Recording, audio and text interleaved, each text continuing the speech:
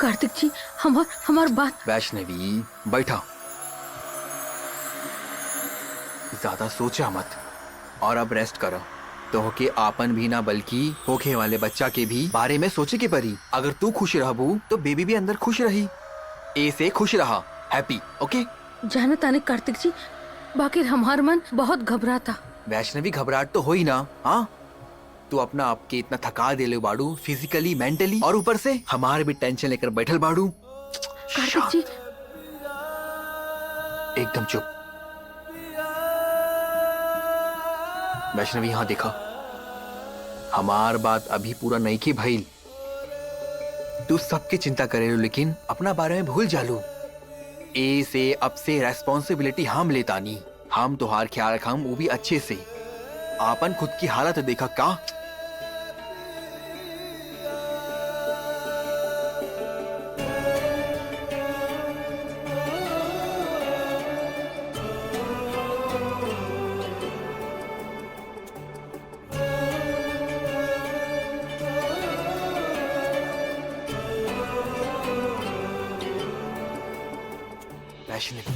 तोहरा के डरे की कोनो जरूरत नहीं खे। जब तक हम बानी तोहार साथ, तोहार इर्द गिर्द कोई भी नेगेटिविटी भटक न सकेला। समझ लो तू।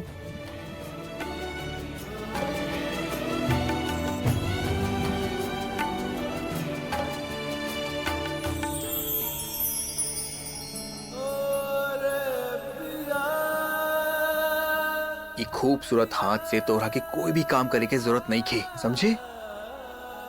अब से सारा काम हम करम या घर के नौकर करी। अब तो के खूबसूरत हाथ से अपना होने वाले बच्चा के संभाले के बा। ठीक बा? क्लियर? बढ़िया। तो अब से तू सिर्फ हमार बात सुनबू। जैसे हम कहम वैसा करे के बड़ी तो के। अब से कोनो काम नहीं के, सिर्फ आराम। ठीक बा? जो हम कहम तो के खाए के ऊ तो के खाई के पड़ी, और ऊ कब खाई के बाद तो के वो भी हम बताएं। और जब हम कहम सूते के तब तो के सूते के बा।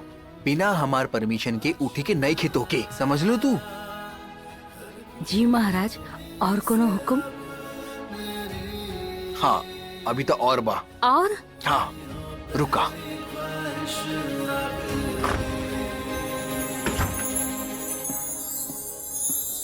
इला और चेंज करके आबा। ओकरे के बाद तोहरा खातिर एक सरप्राइज बा। जा।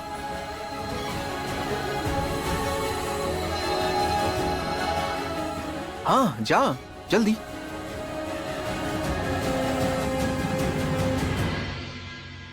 और उससे बढ़ के बात तो ई बा कि हमने के अलावा ये वैष्णवी और कौन से दुश्मन पाल के बैठल बिया।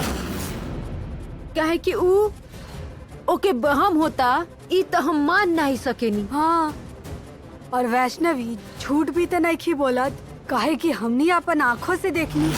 वैष्णवी जैसे परेशान लागत रही, जरूर वहाँ कुछ न कुछ भइल बा। अगर ये सब हम नहीं कैले, तू नहीं कैले, तो फिर और के बा जे वैष्णवी के बुरा करे के चाहता। अब इक्का दुक्का तो रउए जानता नीनू बुआ जी। का हनु की रउआ हमरा के स्किप कर गई। रउआ तो हमरा के पूछबे ना कईनी कि उर्वशी ये सब तू तो नहीं क्यों कैले नु? नहीं, काहे कि हमरा पक्का मालूम बा कि ई तू नहीं कैले। अरे जीजी कैसे?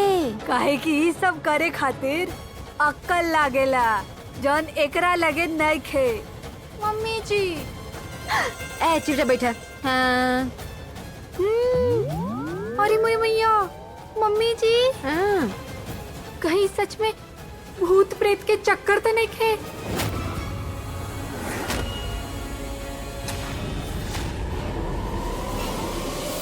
षष्ठी चाहे जितना प्रयास कर ली है, वैष्णवी के रक्षा ना कर पाई है। और जब रक्षक ही भक्षक बन जाए तो फिर का हो सकेला?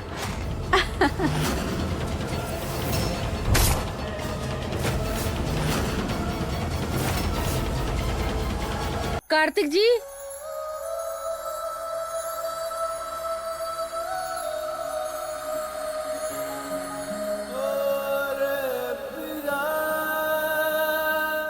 कार्तिक जी, ये सब का है? बदले तेरे माही लाके जो कोई सारी दुनिया भी दे दे अगर तो किसे दुनिया चाहिए। तू है तो मुझे फिर और क्या चाहिए, तू है तो मुझे फिर और क्या चाहिए।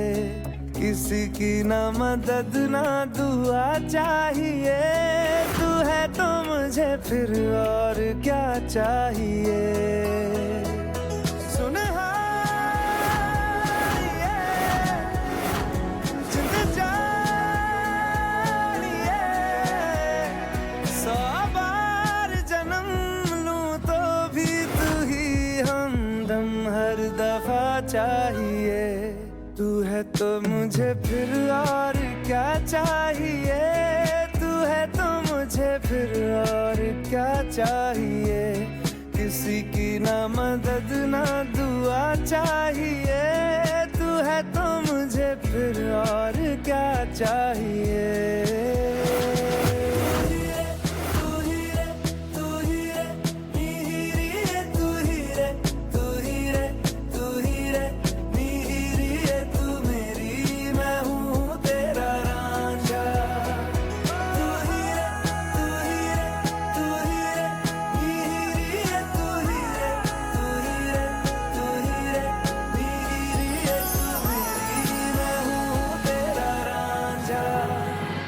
अरे उ नौकर भी था कहके गैलन कि हमरा घर में भूत बा।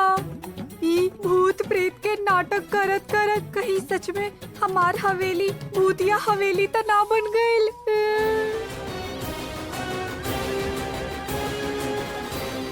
हो भी सकेला। अब इतना दिन से यहाँ पर भी तो कोनो दिया बाती नहीं के भइल ना, और फिर वो वैष्णवी भी पेट से बिया। ऐसे समय में वो बुरी शक्ति कुली ज्यादा असर करेली सन, ऐसा हम सुनले रहनी। भगवान सबके भला करस, लेकिन उर्मिला ई बात के जड़ तक पहुँचे ही पड़ी, एकरा पहले कि हमरे साथ कुछ बुरा हो जाई।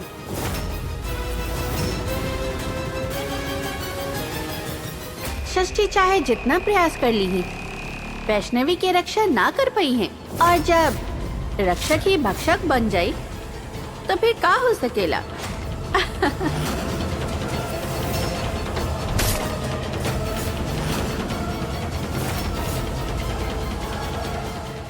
ए जा बैठा।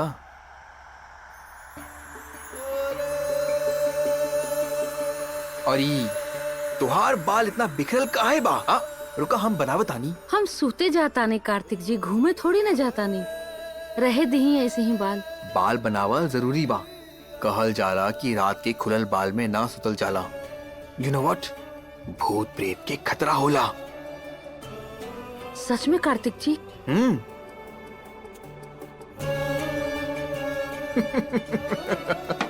सॉरी, हम मजाक करत रहनी। रवा भी ना कार्तिक जी। वैष्णवी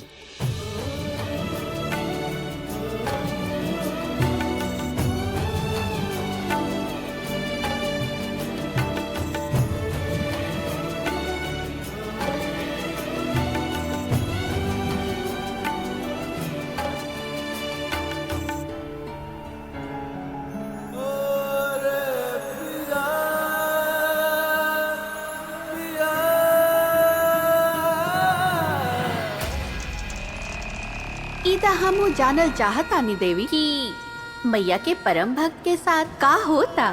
षष्ठी के अपन दिव्य शक्ति पर बहुत अभिमान बाना, वो अधिक समय के लिए ना रही, चाहे वो जितना प्रयास कर ले। कलयुग में शक्ति तो हमार ही भारी पड़ी। षष्ठी चाहे जितना प्रयास कर ली ही, वैष्णवी की रक्षा ना कर पाई है।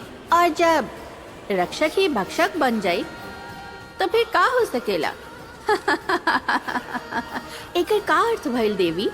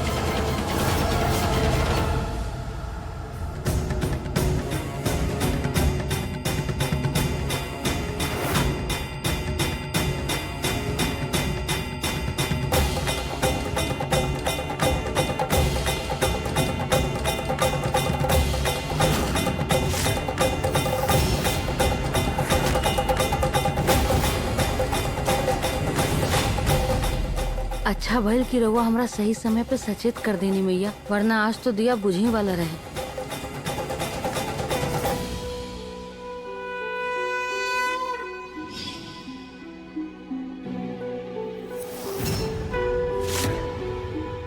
वैष्णवी,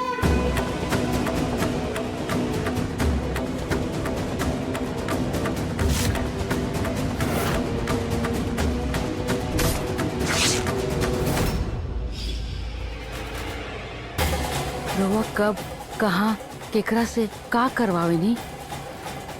राउर लीला कोनो न जानेला मैया।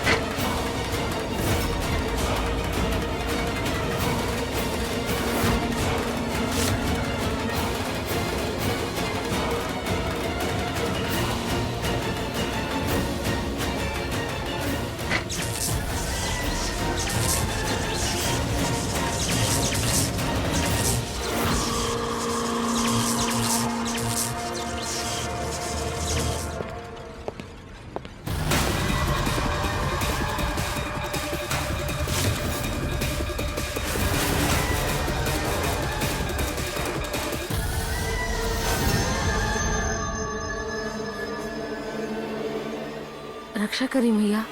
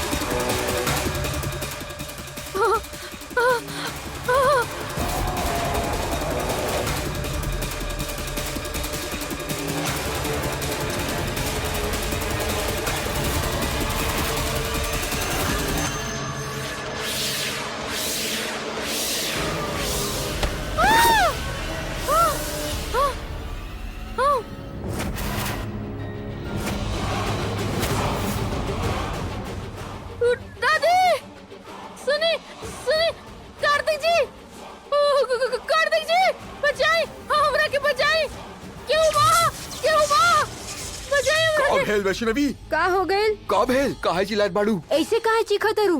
हैं? का भइल वैष्णवी के? देखा अरे अम्मा। अरे का भइल? दादी, कोनो भूत देख लेलू का? दादी, दादी, हम कहले रही ना, केहू बा यहाँ, केहू बा यहाँ दादी, केहू बा यहाँ दादी, देखी देखी।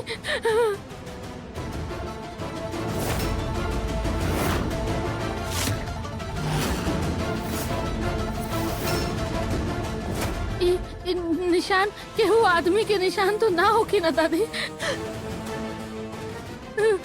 दादी केहू बाज हमरा के मारे के चाहता दादी, हमरा बहुत डर लगता दादी। कोई नहीं खे, हम सब बानी ना यहाँ, कुछ ना होई बिटिया, कुछ ना होई, सब ठीक हो जाई ना। केहू बा दादी, हम लोग बानी ना तो फिर कुछ ना होई, सब ठीक हो जाई। अरे का ठीक हुई अम्मा? ई तो कोनो भूत पिचास के निशान लागता। नहीं अम्मा, ये दीवार पे निशान देख के कोनो जंगली जानवर के काम लागत है।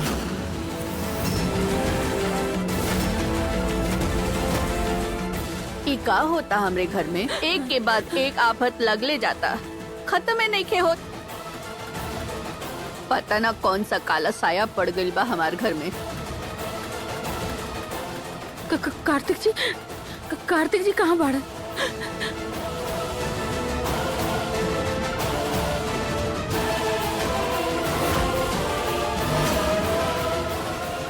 कार्तिक जी, वैष्णवी,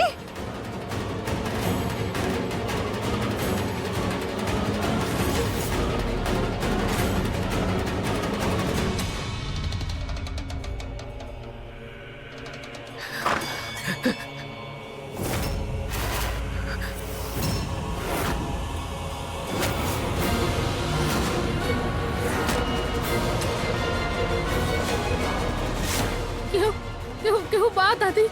केहू केहू केहू तो बा, हम तो कहत रहनी ना। ये देखी नाखून के निशान। ये कोनो आदमी के नाखून के निशान तो ना हो सकेला ना दादी। केहू बा जे हमार पीछा करता, वो हमरा के मारे के चाहता दादी।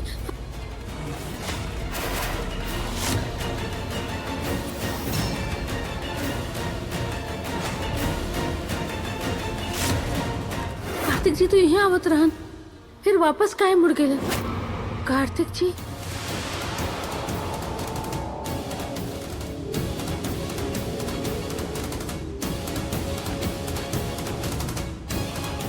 का भइल? कार्तिक जी रहुआ इतना घबराल काहे बानी? देखी हम बिल्कुल ठीक बानी। उ शायद घर में कोनो चोर आ गेल रहे, हमरा डरा के भगावे खातिर उ सब कैलस। वो तो अच्छा भइल कि हम सही समय पे सबके आवाज लगा के बुला लेनी है, वरना आज तो घर के सफाई हो गई रही। कार्तिक जी रहुआ परेशान मत होके। हाँ हम बिल्कुल ठीक बानी।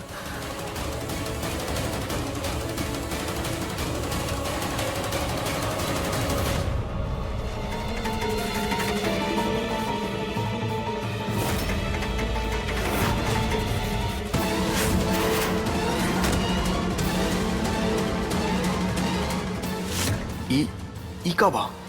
और ये पेंट हमर नाकों में का करत बाटे?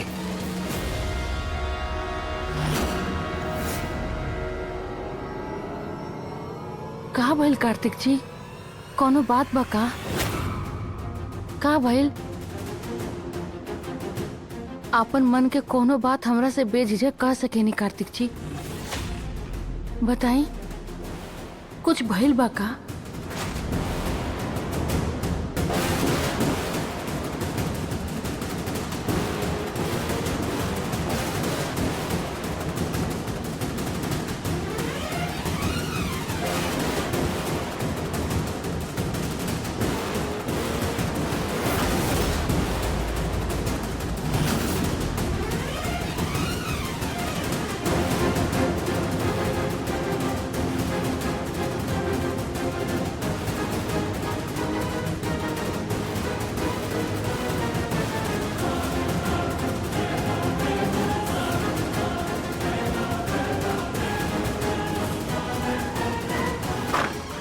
ई का हो गए?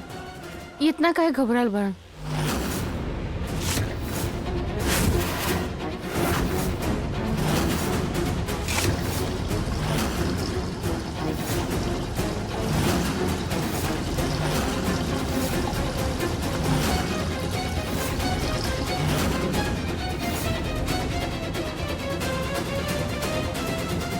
दीवार की पेंट और सीमेंट हमारे नाखून में कैसे आई? वो भी तब जब वैष्णवी पर हमला भइल। वहां पर उस वक्त हम रहनी और हम सब कहली।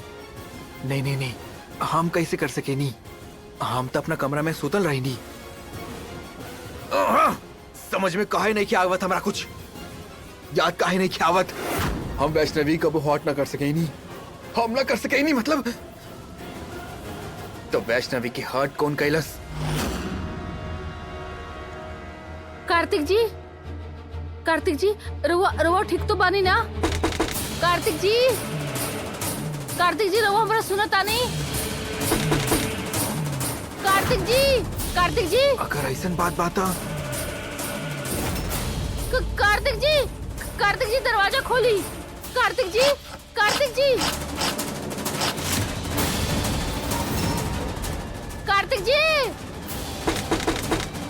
कार्तिक जी दरवाजा खोली। हमर नाखून से एक लाइन भी नहीं खे बनत, तो निशान कैसे बनी? वो आखिर रहे कौन जो वैष्णवी की हर्ट करल चाहत रहे? रिलैक्स कार्तिक।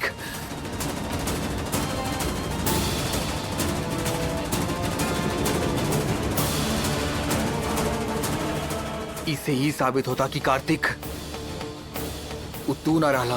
हम कहता ने दरवाजा खोली। कार्तिक जी जवाब भी नहीं खी देत, आवाज भी नहीं खी आवत। कहीं कुछ हो तो नहीं खे गई अंदर कार्तिक जी के? Calm down. तू वैष्णवी की हार्ट नहीं खा कैले, सब ठीक बा? ओके, कुछ ना भेल तो होके। रिलैक्स। कार्तिक जी दरवाजा खोली। कार्तिक जी।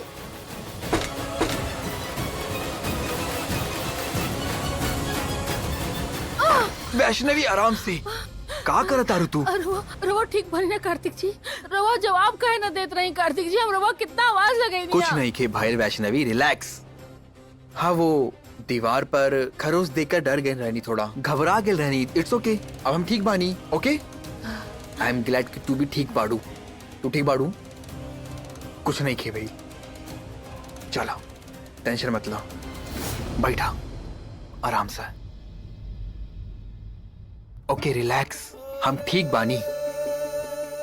अगर आज तोके कुछ हो जाता तो हम का करती वैष्णवी? तोके पता नहीं खे कि तू हमारा लाइफ में कितना इंपॉर्टेंट बाड़ू। आज जो हमारा लाइफ में जो कुछ भी अच्छा भइल बा वो सिर्फ और सिर्फ तोहरा वजह से भइल बा। हम अगर आज नॉर्मल भइल बानी वो भी तोहरा वजह से। हम सुबह उठे सीख गए वो भी तोहरा वजह से। और अब तो तू हमरा के एक और वजह दे दिल बाड़ू। यू नो व्हाट, हमार आवे वाला बेबी। यस, अगर तोहरा पे आज भी आयल ता हमर जान निकल जाला वैष्णवी। कार्तिक जी हमरा से और हमार बच्चा से इतना प्यार करेलन कि हमरा कबो कुछ ना होके दिहन। बाकी के बात जी हमरा बार बार डरावे की कोशिश करता। ई राज हमरा के जरूर पता लगावे के पड़ी।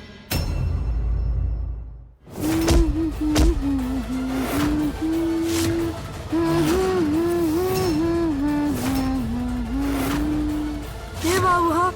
के बा? अम्मा!